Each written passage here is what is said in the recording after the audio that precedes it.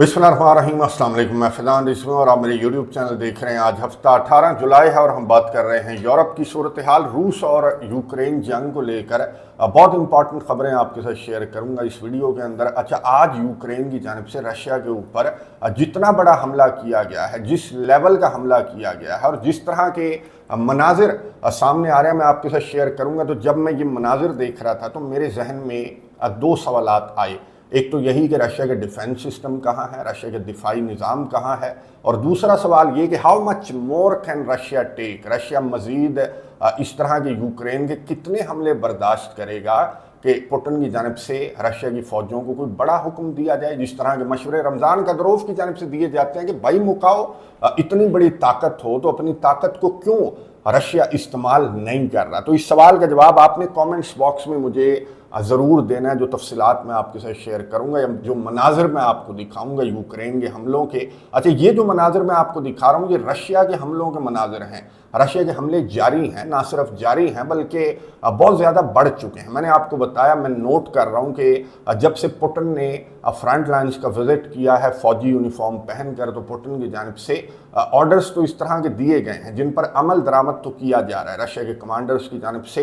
ये front lines की सूरत हाल मैं आपको दिखा रहा हूँ कि रशिया का जो मीडिया है, जो सोशल मीडिया पेजेस हैं, जो मिलिट्री पेजेस हैं, वो भी मैंने आपको बताया था कि बहुत ज़्यादा एक्टिव हैं और रशिया के फौजी भी बहुत ज़्यादा एक्टिव हैं। फ्रंट लाइन्स के ऊपर बहुत ज़्यादा हमले किए जा रहे हैं। रशिया की इस तरह के हमले 4 साल से तवील इस जंग के दौरान कम ही ऐसे मौके मैंने तो देखे कि रशिया के इस लेवल के हमले फ्रंट लाइन्स के ऊपर रिपोर्ट हो रहे हो। ना सिर्फ फ्रंट लाइन्स के ऊपर बल्कि कोई दिन ऐसा नहीं है कि रशिया की जानिब से यूक्रेन के दारुल हुकूमत को या फिर ओडेसा को या खार्किव को या दीगर रीजन्स को टारगेट ना किया जा रहा हो। कोई दिन ऐसा नहीं है। ये जो मैं आपको दिखा रहा हूँ कि ओडेसा के ऊपर गुज़िश्ता 24 घंटों के दौरान कह लें कि ओडेसा के ऊपर रशिया की जानिब से हमले किए गए हैं। इससे पहले आपको मालूम है कि कीव के ऊपर, खार्किव के ऊपर, फिर जो डोनेट्स्क रीजन है, जो लुहांस्क रीजन है, जो ज़ापोरिजिया है, वहाँ पर भी रशिया की जानिब से हमले किए जाते हैं। लवीव रीजन के ऊपर भी रशिया की जानिब से हमले किए जाते हैं। तो दोनों साइड्स पर,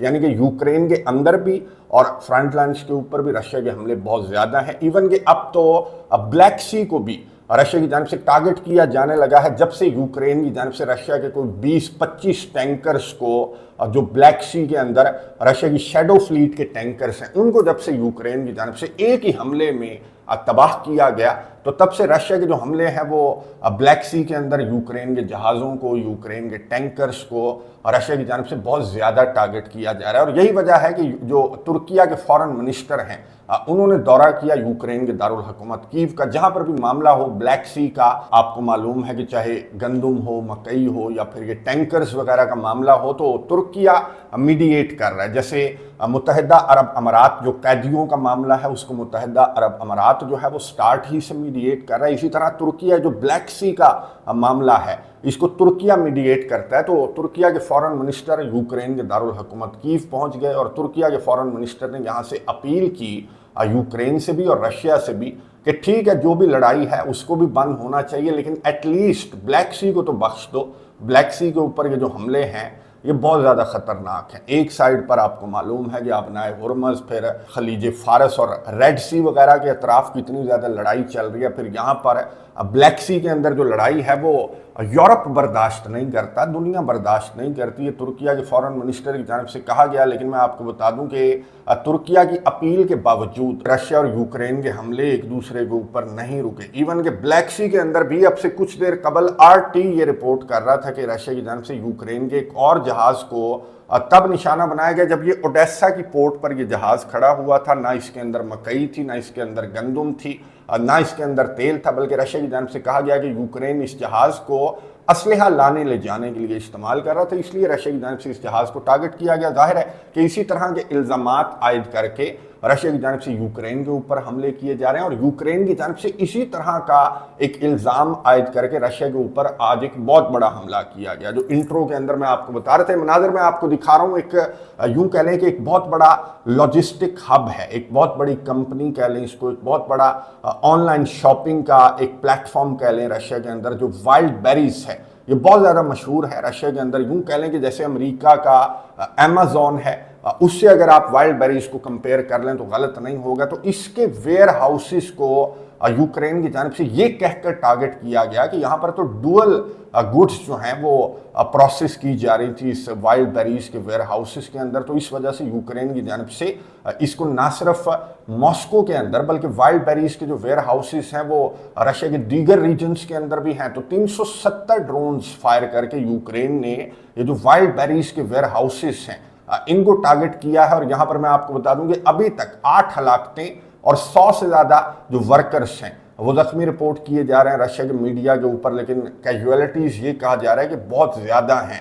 जितना बड़ा यूक्रेन का ये हमला है तो कैजुअलिटीज़ बहुत ज़्यादा हैं, लेकिन रशिया की जानिब से उन कैजुअलिटीज़ को या फिर उस फिगर को छुपाने की कोशिश की जा रही है। जाहिर है कि जितना बड़ा यूक्रेन का हमला है और जितने यूक्रेन के हमले रशिया के ऊपर रिपोर्ट हो रहे हैं, तो आपके जहनों में भी ये सवाल है और मेरे जहन में भी ये सवाल आता है कि रशिया का एयर डिफेंस सिस्टम कहाँ है। यूक्रेन की जानिब से रशिया के ऊपर इतने हमले किए जा रहे हैं और ड्रोन से हमले किए जा रहे हैं, ज़्यादातर जो हमले हैं, तो रशिया का air defence system in drones को मार गिराने में क्यों नाकाम है। उसकी वजह मैं आपको बता दूं, गुज़िश्ता एक हफ्ते के दौरान रशिया के दारुल हुकूमत मॉस्को पर यूक्रेन की जानिब से 1892 ड्रोन्स फायर किए गए हैं सिर्फ मॉस्को पर। अगर पूरे के पूरे रशिया का एक हफ्ते का डेटा मैं आपको बताऊं तो ये यूं कह लें कि 5-7 हज़ार ड्रोन्स यूक्रेन की जानिब से ओवरऑल रशिया के ऊपर फायर किया गया होगा एक हफ्ते की अगर बात करें। बहरहाल जो कंफर्म्ड डेटा है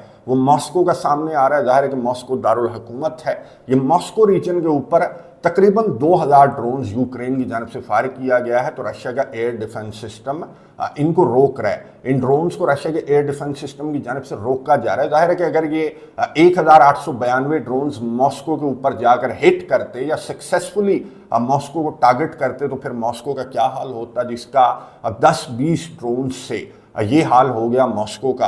तो रशिया का एयर डिफेंस सिस्टम जाहिर है कि काम कर रहा है, लेकिन इतना बड़ा है रशिया, तो जितना रकबा है रशिया का, तो उसके अगर कुछ फ़वाइद हैं तो कुछ नुकसानात भी हैं। स्पेशली दिफा को लेकर इतने बड़े रशिया को डिफेंड करना बहुत ज़्यादा मुश्किल भी है, चैलेंजिंग भी है। लेकिन जो मखसूस इलाके हैं जैसे मॉस्को है, सेंट पीटर्सबर्ग है, या फिर जो फ्रंट लाइन्स के ऊपर जो रीजन्स हैं रशिया के, तो वहाँ पर बहुत ज़्यादा जो एयर डिफेंस सिस्टम्स हैं वो रशिया ने डिप्लॉय कर रखे हैं। लेकिन यूक्रेन के जो चीप ड्रोन्स हैं वो कहीं पर भी पहुंच जाते हैं, बहुत सस्ते ड्रोन्स हैं, बहुत ज़्यादा लॉन्ग रेंज ड्रोन्स हैं, तो उनके ज़रिए यूक्रेन की जानिब से रशिया के अंदर हमले जो हैं वो बहुत ज़्यादा किए जा रहे हैं। ड्रोन वॉरफेयर है भाई, मैंने आपको बताया था, और इसका जो क्रेडिट है वो जिस शख्स को जाता है, यूक्रेन के जिस वजीर दिफा को इसका क्रेडिट जाता है, जो फेडरोव है, उसको यूक्रेन की जानिब से मैंने आपको बताया यूक्रेन के सदर व्लादिमीर ज़ेलेंस्की की जानिब से फायर कर दिया गया और बहुत ज़्यादा मुजाहरे हुए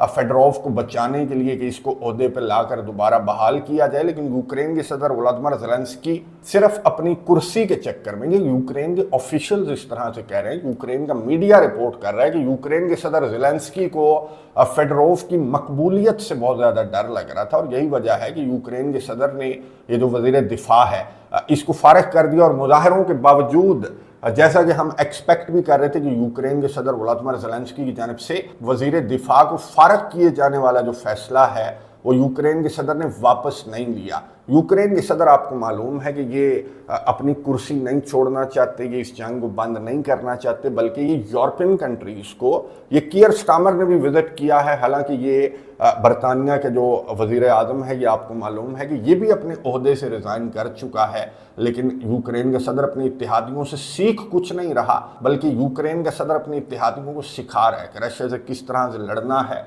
और रशिया कितना बड़ा ख़तरा है।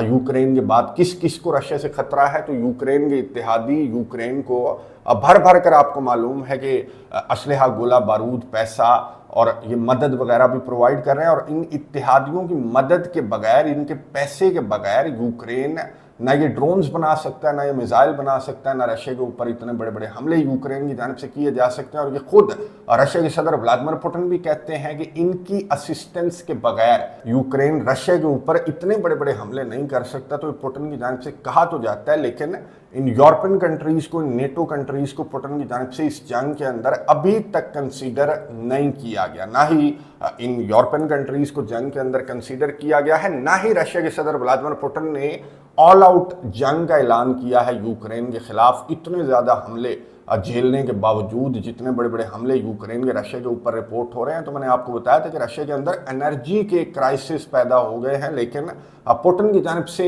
उस लेवल पर इस जंग को नहीं ले जाया जा रहा जिस लेवल पर रशिया इस जंग को ले जा भी सकता है। यूक्रेन को दिनों के अंदर रशिया जंग हरा भी सकता है। तो पुतिन की जानिब से इस तरह के अहकामात नहीं दिए जा रहे। हालांकि रमज़ान कदरोफ जैसे जो इत्तेहादी हैं, पुतिन के जो बहुत क्लोज एलाइज हैं, उनकी जानिब से पुतिन को मशवरा दिया जा रहा है कि कब तक आप यूक्रेन को बर्दाश्त करेंगे, यूक्रेन के ये हमले बर्दाश्त करेंगे, कब तक आप नेटो कंट्रीज, यूरोपियन कंट्रीज की इस तरह के जो पैकेजेस हैं जो यूक्रेन के लिए अनाउंस किए जा रहे हैं, तो आप कब तक बर्दाश्त करेंगे। जैसे राफाल का ऐलान कर दिया गया, F-16 का ऐलान कर दिया गया, फिर ग्रिपन तैयारों का ऐलान कर दिया गया।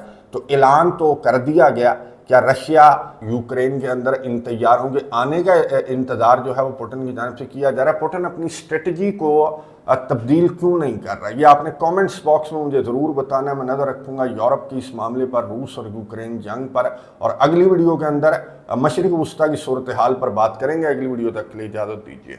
अल्लाह हाफ़िज़।